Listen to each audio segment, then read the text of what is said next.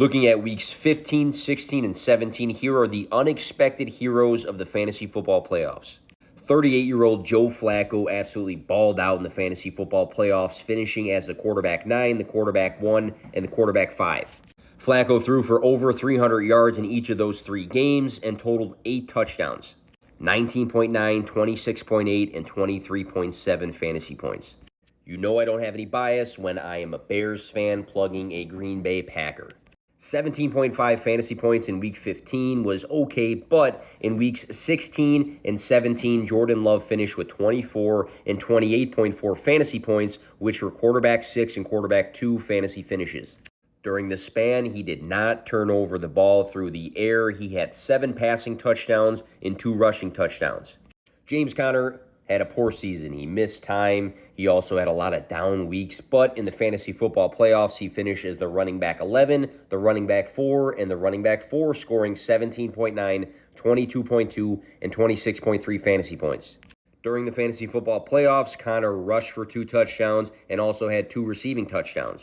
Week 16, he had 5 catches for 67 yards, and then in Week 17, he rushed for 128 yards. I want to make sure I plug Zamir White because he was a backup all season, but he did fill in for Josh Jacobs all of weeks 15 through 17, and during this span, he finished with 17.5, 14.5, and 15.6 fantasy points. If you were desperate for a running back, he provided you unexpectedly with what you wanted. Zamir rushed for 145 yards in Week 16. He had 5 receptions in Week 17. He just stepped up to the occasion. In the final 2 weeks of the fantasy football playoffs, George Pickens said, hey, give me Mason Rudolph and I'll give you fantasy football points. Pickens finished as the wide receiver 2 and the wide receiver 9 the final 2 weeks, scoring 35.5 and 20.1 fantasy points. During the semifinals and the finals, Pickens finished with 195 receiving yards and 2 touchdowns in Week 16. And then in championship week, he finished with 131 receiving yards. Another guy who balled out the final 2 weeks very unexpectedly was Darius Slayton, who finishes the wide receiver 18, then the wide receiver 8 in the championship. He scored 18 and then 20.6 fantasy points. During this 2-game stretch, Slayton finished with 90 and then 106 receiving yards, and he scored a touchdown in both of those games. If you happen to be streaming a tight end in the fantasy football playoffs, Juwan Johnson might have been the best one to do so.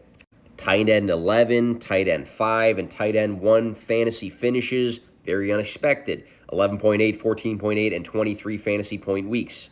In each of these 3 games, Juwan Johnson scored a touchdown.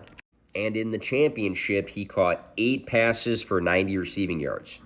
And last, you might say David Njoku had a good season in general, but I don't think we expected him to do what he did in the fantasy football playoffs.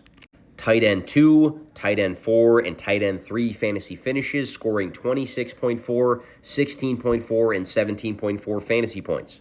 During this 3-game span, he had 2 games with 104 and 134 receiving yards. He also scored 2 touchdowns and simply was the most consistent beneficiary of that guy Joe Flacco we talked about earlier.